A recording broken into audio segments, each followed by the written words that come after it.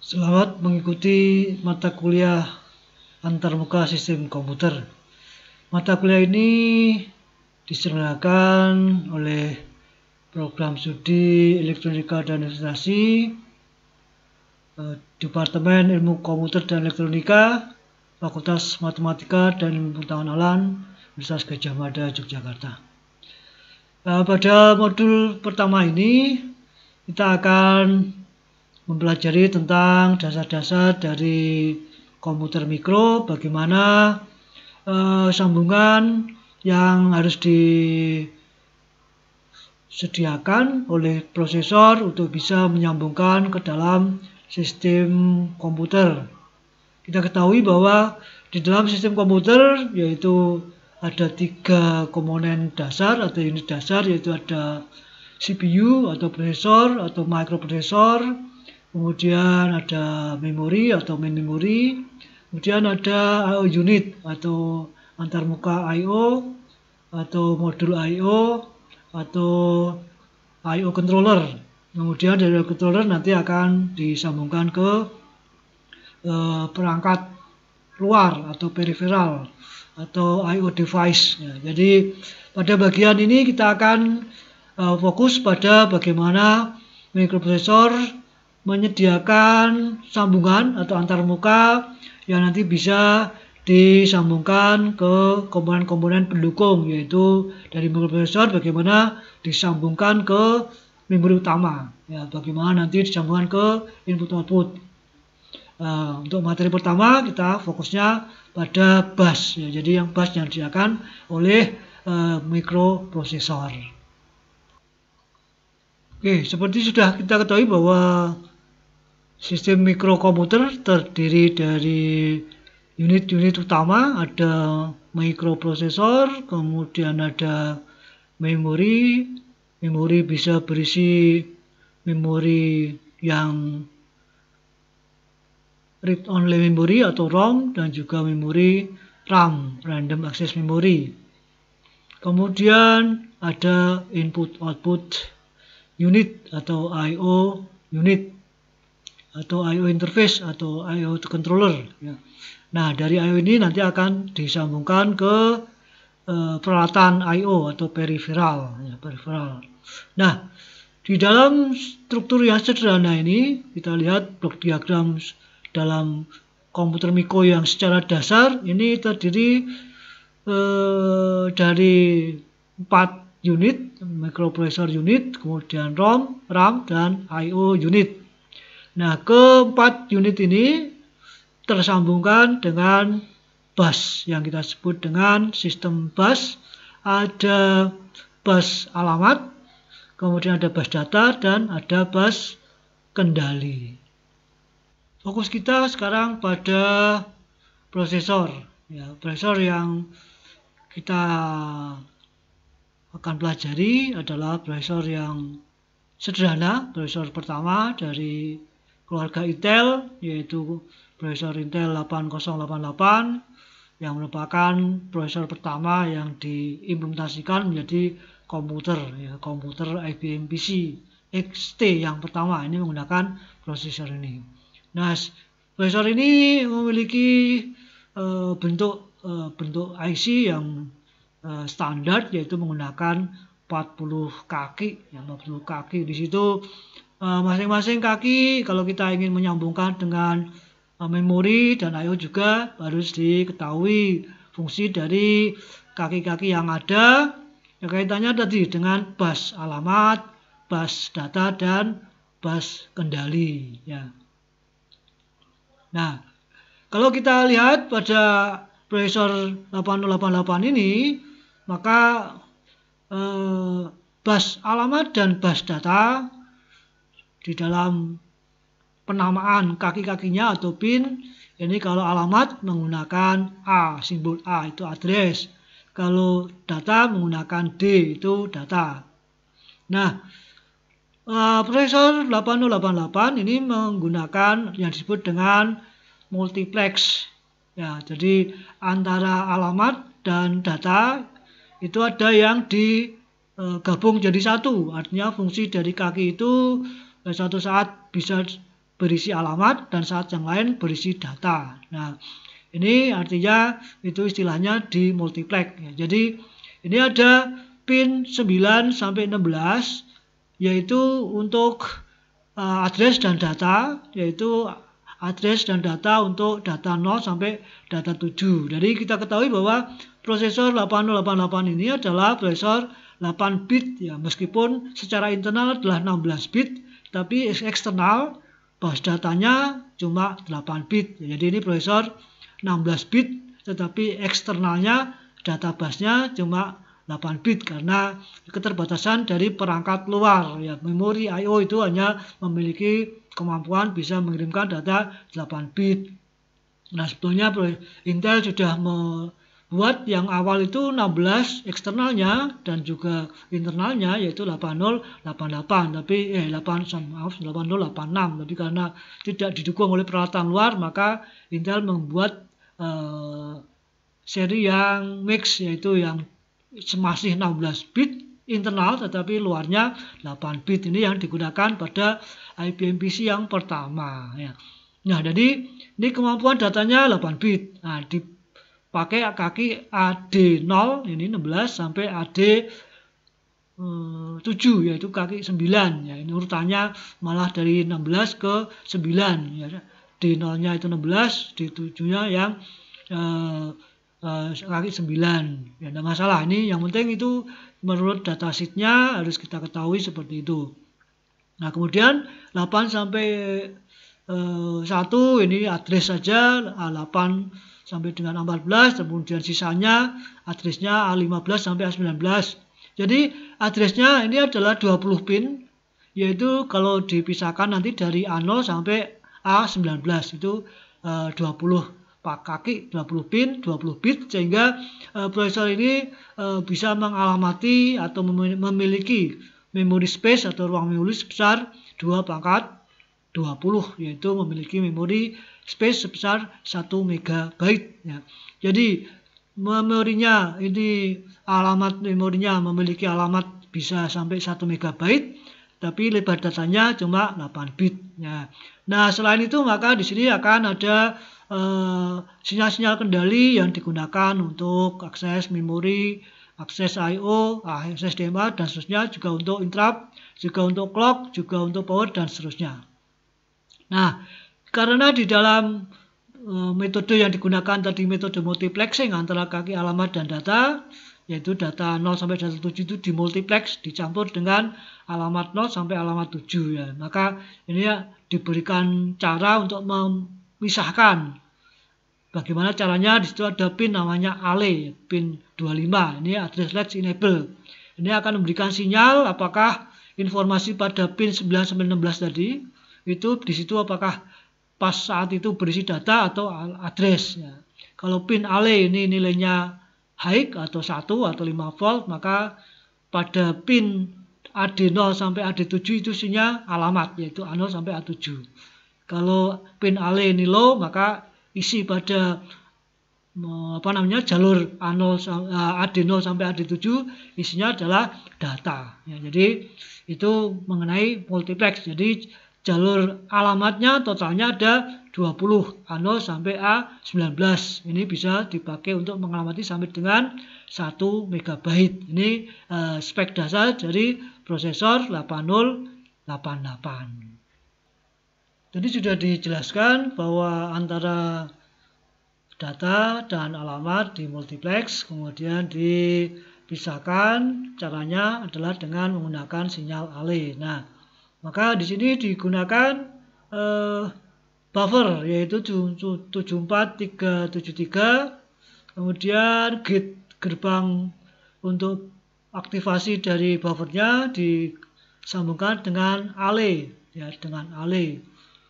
Maka pada saat nanti ALE aktif, pada saat itu alamat berada pada pin AD0 sampai AD7, maka akan ditangkap oleh IC buffer 74373 ya, ini isinya intinya adalah D flip flop ya, dengan diberikan aktivasi G maka data yang masuk pada input yaitu dari Adeno sampai AD7 akan tersimpan di dalam flip-flop dari 7433. Ya, kemudian nanti akan bisa dibaca lewat outputnya yaitu jalur A0 sampai A7. Nah, itu akan terjadi pada saat aktif sinyal ALE aktif. Karena pada saat sinyal ALE aktif berarti pin Adeno sampai AD7 itu berisi alamat, kemudian ditangkap atau di-latch atau dikunci. Nah, maka pada saat sinyal ALE sudah tidak aktif lagi, itu artinya nanti isinya akan berubah. Yang ada di Adeno sampai AD7 isinya data, ya. Maka data nanti bisa langsung diambil, disambung dari pin Adeno sampai AD7. Jadi yang dipisah ini alamatnya begitu, ya. Jadi alamatnya dipisah, sehingga nanti alamat bisa diambil dari A0 sampai A19, ya. Sementara datanya langsung bisa disambung dengan Adeno sampai AD7. Nah, ini pada saat yang berlainan karena A0 sampai A7-nya itu pertama kali yang lewat, kemudian baru Adeno sampai D7 itu yang setelah address, ya. Jadi address dulu baru data. Nah, jadi itu untuk memisahkan, ya, misahkan. Nah, berikutnya untuk keperluan membaca memori maupun I/O diperlukan sinyal kendali baca tulis, ya, baca tulis, ya. Jadi di dalam prosesor ini banyak sinyal kendali yang lain, yang terutama yang penting yang diperlukan untuk operasi adalah baca tulis baik ke memori maupun ke I/O. Hanya saja karena ini disediakan hanya 3 sinyal yaitu RD, WR, dan IOM, ya. Jadi RD itu ada di kaki 32, WR kaki 29, lalu IOM 28. Nah, ini dicampur antara memori dan I/O. Jadi maka perlu dipisahkan.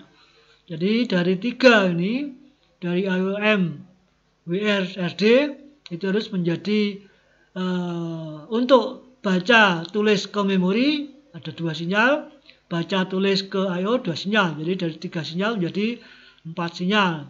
Dengan ketentuan di sini sudah jelas.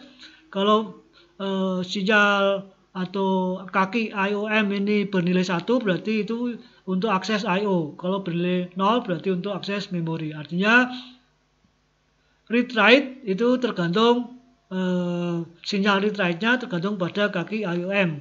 Nah, maka nanti bisa dipisahkan menjadi 4 yaitu memory read, memory write, I/O read, dan I/O write. Ya, itu dipisahkan tadi. Nah, maka ini tadi, jadi dari 3 sinyal menjadi 4, ya.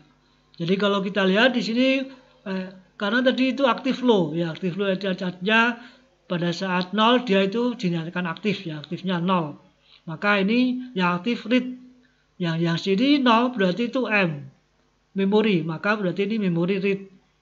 Ini 0 lagi berarti memori, yang IOM-nya 0 itu memori. Maka kalau WR-nya yang 0 berarti memori write. Ya, baris ketiga itu kalau I/O-nya 1 maka berarti I/O. Kalau yang aktif itu read maka berarti I/O read. Kalau yang aktif write berarti I/O write. Ya. Kombinasi yang lain tidak digunakan. Ini untuk menghasilkan sinyal kendali baca tulis, ya, karena dari 3 menjadi 4 gitu, ya. Lalu sekarang bagaimana rangkaiannya? Ya, kalau kita menggunakan gerbang dasar maka dari tabel tadi itu bisa dibuat bersamaan untuk masing-masing output, yaitu untuk I/O write, ya, I/O read, kemudian memory write dan memory read, ya. Nah, maka ini dari ketiga input, ya, kita bisa buat rangkaiannya menggunakan gerbang dasar. Dan tentu saja ini di dalam pelajaran sistem digital sudah dijelaskan atau pada rangkaian digital, ya, elektronika digital sudah dijelaskan bagaimana rangkaian kombinasi dari 3 sinyal input tadi menjadi 4 output. Ya, jadi Ini inputnya write not, IOM not, kemudian read not, kemudian dengan 4 gerbang N, ya, sebenarnya ini langsung bisa pakai gerbang NAND, ya, N yang dinotkan. Maka ini nanti bisa dihasilkan 4 gerbang, 4 output kendali, ya. Jadi tadi saya contohkan salah satu. Jadi kalau misalkan ini IOM, kita ambil yang nilainya 1, ya. Kalau nilai 1 berarti kita lihat yang aktif 1. Nah, ini berarti aktifnya 1. Aktif 1, ya. Aktif 1. Kalau saat itu nilai WR 0 berarti yang 1 yang ini, ya. Ini yang 1. Berarti selain ini, selain yang gerbang N pertama, gerbang 2, 3, 4 nilainya akan 0. Jadi kalau ini 1 berarti yang 1 ini lainnya akan 0. Nah, ini akan terjadi, ini akan 1 kalau IOM, ya, pada gerbang N yang pertama itu 2 inputnya 1. 2 inputnya 1 itu gimana? Ya berarti dari WR not itu nilainya 0 karena dinotkan akan menjadi input 1 pada N. Juga pada IOM not itu kalau 1 berarti langsung masuk 1 sebagai input N yang pertama, maka itu akan nilai 1. Kemudian karena inginnya aktif low, ya tinggal dinotkan saja. Itu maka yang lain akan serupa seperti itu, ya. Jadi ini untuk menghasilkan sinyal kendali IO write, IO read, memory write, memory read. Berikutnya setelah kita pisahkan antara data dan alamat yang A D0 sampai AD7 menjadi A0 dan sampai dengan A7, kemudian dipisah dengan D0 D7, berarti yang A0 sampai A7 bisa bergabung dengan A8 sampai A19, ya, jadi lalu akan menjadi data bus yang lengkap, yaitu A0 sampai A19. Nah, supaya ini juga stabil, maka juga yang tidak masalah, jadi yang A18 sampai A19 juga diberi buffer, ya, sama-sama dikendalikan dengan address enable, sehingga nanti statusnya akan sama, ya. Statusnya, state-nya atau timing-nya akan sama antara A0 sampai dengan A19. Sedangkan yang D0 sampai D7 bisa langsung ke kaki AD0 sampai AD7. Kemudian sinyal yang dibutuhkan untuk kendali baca tulis, memori, dan I/O dari 3 sinyal tadi. Nah, ini berarti ini antarmuka yang lengkap yang bisa langsung dihubungkan dengan unit penunjang sistem tadi, ya. Jadi ini berarti nanti A0 sampai A19 bisa langsung ke address bus, ya. Kemudian yang D0 sampai D7 tersambung ke data bus, sedangkan sinyal-sinyal kendali baca tulis nanti ini merupakan bagian dari sinyal kendali, karena masih ada sinyal kendali yang lain, ya. Ini sinyal kendali yang khususnya untuk akses memori dan I/O. Jadi di samping sinyal kendali untuk akses I/O itu ada sinyal kendali yang lain, ya. Nah, antara lain sinyal kendali itu untuk interupsi. Jadi kalau ada perangkat luar, misalkan keyboard, mouse, atau yang lain, itu mekanismenya menggunakan mekanisme interupsi. Nah, maka itu secara hardware disediakan namanya sinyal interupsi, yaitu menggunakan sinyal INTA. Menggunakan sinyal INTR, interrupt, atau NMI, non-maskable interrupt. Nah, ini sinyal interrupt dari perangkat eksternal. Nah, kalau ada interrupt dari eksternal, maka nanti prosesor akan menanggapi dengan menjawab melalui pin INTA, interrupt acknowledge. Jadi kalau interupsinya ditanggapi, dilayani, maka akan dijawab dengan INTA. Kemudian ada sinyal kendali yang lain, yaitu untuk kaitannya dengan untuk mengendalikan bus yang akan digunakan oleh DMA. Nah, maka prosesnya nanti DMA akan minta izin kepada CPU untuk menggunakan bus. Itu maka DMA akan mengirimkan sinyal namanya sinyal kendali hold, ya. Maka nanti CPU akan menjawabnya dengan hold acknowledge, HLDA. Jadi kalau nanti sudah dijawab berarti DMA bisa menggunakan bus. Ini kaitannya dengan transfer data yang besar ya antara I/O dengan memori yang nanti tidak dilakukan oleh CPU tapi dilakukan oleh namanya DMA, Direct Memory Access. Kemudian ada sinyal yang lain, ada data enable. Ini untuk mengenable buffer data untuk mengisolasi CPU dari bus data. Jadi tadi tujuannya nanti akan digunakan untuk mengetahui, untuk berikan kesempatan kepada DMA supaya DMA bisa menggunakan bus tadinya. Kemudian ada DTR, Data Transmit Ready. Ini kaitannya dengan bus data. Bus data kan bisa arahnya bisa dari prosesor ke peralatan pendukung memori I/O atau dari peralatan pendukung ke prosesor. Ya. Jadi transmit berarti keluar dari prosesor keluar, receive berarti dari luar ke prosesor. Ini menggunakan sinyal DTR. Jadi itu ada di kaki-kaki, kalau dilihat pada kaki 27, 26 ya, ada 24, ada kaki 31, 30 itu adalah ada 17, ada 18, itu adalah untuk interupsi, untuk DMA dan untuk isolasi bus dan juga untuk mengarahkan arah dari bus data ya, bus data. Nah, jadi itulah lengkap dari sinyal-sinyal yang diperlukan untuk pengendalian mulai dari memori, kemudian I/O, kemudian DMA. Ya. Nah, ini